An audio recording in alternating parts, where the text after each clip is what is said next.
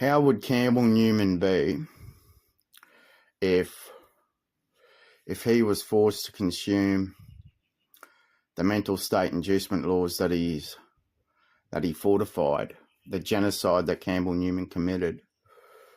The ALP have committed a genocide. The LMP have committed a genocide. When anything's against the NASDAQ or the United States of America, for example, 9/11, we saw 3,000 people murdered.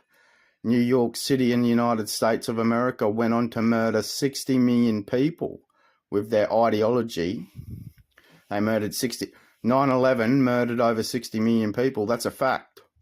United States of America murdered over 60 million people because of the 9/11 event in New York City, that people are still jumping off into the pit of the trade towers or whatever it is. Though, how would, and when anything's against the NASDAQ, the way it goes, and the Liberal Party, the way the Liberal Party go, but according to it, the National Party actually is a listed terrorist organisation by the actual Fed of King Charles III, Commonwealth of Australia realm. According to it, the National Party is actually a listed terrorist organisation. According to it, they are. It's on their website. It's on the King Charles III, Commonwealth of Australia realm website. According to it, the National Party is a listed terrorist organisation by the actual Fed. Though we recognise ABC Hobart as Southern East Island Republic of Australia, because according to it, King Charles just claims authority with his realm over whoever he wishes whenever he wants. In his malware ideology, he just portrays it to be his realm of his Commonwealth realm. Though how would Campbell Newman be? How would Anthony Albanese be? How would Peter Dutton be? How would every member of the Liberal Party and every member of the Labor Party, if they were forced to consume the media and faculty ideology of mental health? How would they be if they were on the consumer end of that? They were forced to consume an involuntary mental state inducement as the consumer, being involuntarily arrested, abducted and drugged and labelled without a day in court, with not being able to, it's bullshit, and you'll just go on in your malware. The media will just broadcast their malware and they'll claim it to be a democracy, but it won't be a democracy because the media malware just continues on. And I know all the tactics of the ADF. I know all the tactics of King Charles. I know all the tactics of the CIA. I know all the tactics of the NASDAQ. I know all the tactics of the Republican Party of America. I know all the tactics of the Democrat Party of America. I know all the tactics of the CIA. I know all the tactics of the Liberal Party. I know all the tactics of the Australian government-listed National Party as a terrorist organisation. I know all their tactics.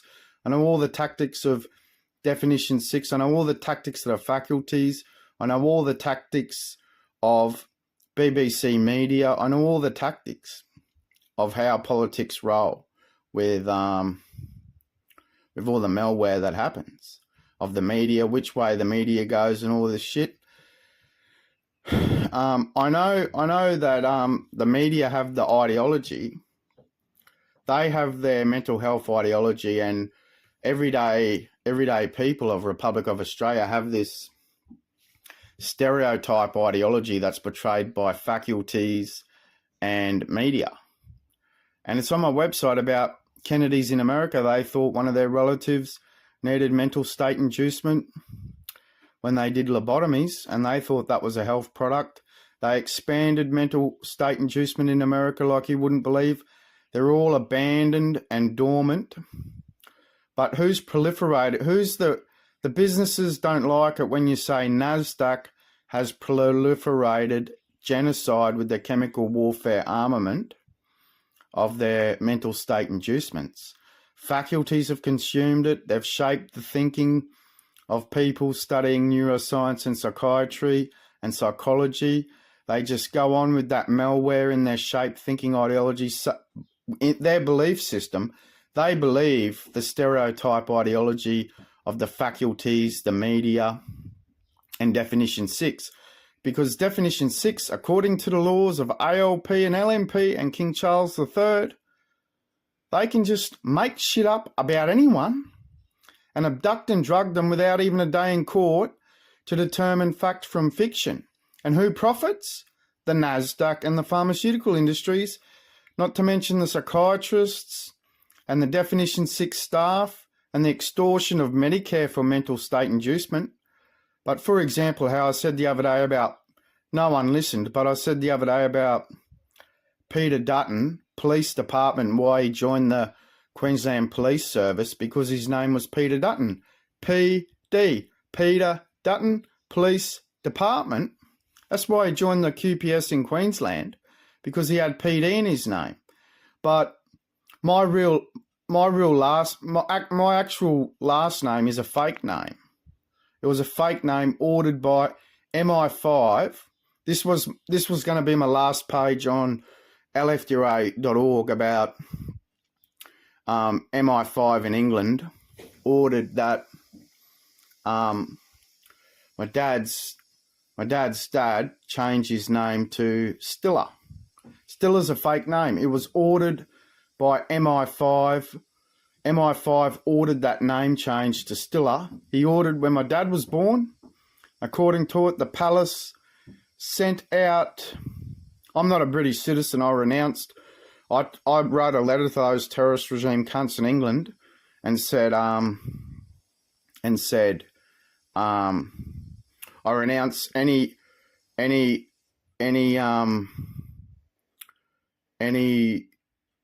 aspect of British citizenship if it's because my old man was a 10-pound pom, and they said they could come over here and all this shit, but they can't vote because they wanted to stay, according to it, 800,000 that came over wanted to stay citizens of England, but they said they didn't have to become citizens. They could come over and stay citizens as 10-pound as British citizens as 10-pound poms and all this shit. I renounced British citizenship. I've never had British citizenship. I've only ever wrote a letter to the terrorist regime cunts and said I renounce British citizenship. Though according to it, MI5, just after my dad was born, MI5 ordered that he change his name, that my dad's dad changed his name to Stiller, and MI5 ordered the name change, yeah. So it's just a malware at MI5. Sensory Technologies, Elizabeth, Royal, Elizabeth. Anyway, Queen Elizabeth was a terrorist of malware. She's murdered heaps in genocide with her ideology.